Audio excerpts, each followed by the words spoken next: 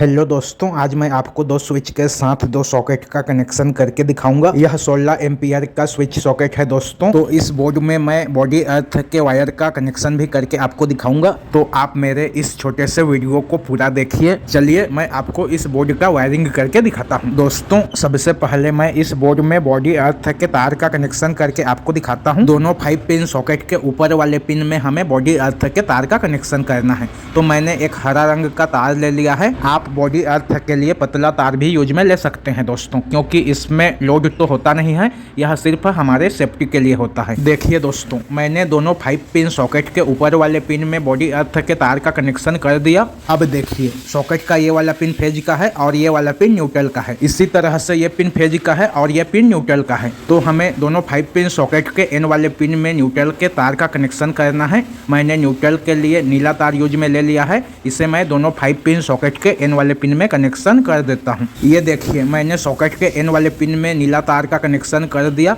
अब मैं इस तार को दूसरे वाले सॉकेट के एन वाले पिन में कनेक्शन कर देता हूं। न्यूट्रल के तार में स्विच का कनेक्शन नहीं करना होता है दोस्तों, इसे डायरेक्ट ही सॉकेट के एन वाले पिन में लगाना होता है। तो मैंने दोनों 5 पिन सॉकेट के एन वाले पिन में न्यूट्रल के तार का कनेक्शन कर दिया। अब हमें सॉकेट के एल वाले पिन में स्विच का कनेक्शन करना है। तो हमें एक एक स्विच के साथ एक एक सॉकेट का कनेक्शन करना है। तो पहले मैं इन दोनों का कनेक्शन करके आपको दिखाता हूं। देखिए, ये सॉकेट का एल वाला पिन है। तो यहाँ पर हमें फेज के तार का कनेक्शन कर देना है। यहाँ पर मैंने फेज के लिए पीला तार यूज में लिया है दोस्तों। आप कोई सा भी कलर का तार यूज में ले सकते हैं। ये देखिए, मैंने यहाँ पर फेज का कनेक्शन कर दिया।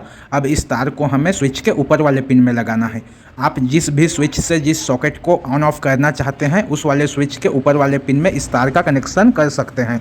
अब चलिए दोस्तों, मैं इन दोनों का भी कनेक्शन करके आपको दिखा देता हूं। तो देखिए, ये सॉकेट का एल वाला पिन है। तो यहाँ पर हमें फेज के तार का कनेक्शन कर देना है।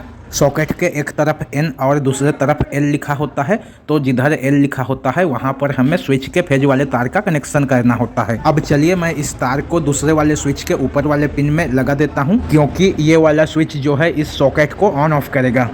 अब हमें एक तार और लेना है दोस्तों, और इस तार को दोनों स्विच के नीचे वाले पिन में कनेक्शन कर देना है। मतलब कि दोनों स्विच के नीचे वाले पिन को एक तार की सहायता से शॉर्ट कर देना है। अगर आप मेरे चैनल पर पहली बार आए हैं तो प्लीज़ दोस्तों चैनल को सब्सक्राइब कीजिए। और अगर आपको मेरा आज का यह वीडियो पसंद आता है, मेरा समझाने का तरीका पसंद आता है, तो इस वीडियो को लाइक कीजिए और ज़्यादा से ज़्यादा अपने दोस्तों में शेयर कीजिए, क्योंकि मैं इसी तरह से इलेक्ट्रिक संबंधित छोटा छोटा वीडियो अपने चैनल पर अपलोड करता रहता हूं। देखिए दोस्तों, मैंने दोनों स्विच के नीचे वाले पिन को शॉर्ट कर दिया। अब मैं इस बोर्ड में सप्लाई के तार का कनेक्शन करके आपको दिखाता हूं। तो मैं इस केबल की मदद से इस बोर्ड में सप्लाई दूंगा दोस्तों। इस केबल में 3 तार है। इसमें का जो लाल तार है वह फेज सप्लाई का है, काला तार न्यूट्रल सप्लाई का है, और इसमें जो हरा तार है वह बॉडी अर्थ का है। अगर आप इस तरह का केबल लेते हैं तो आपको यही 3 रंग का तार मिलेगा। तो पहले मैं हरा तार का कनेक्शन सॉकेट के ऊपर वाले पिन में कर देता हूँ।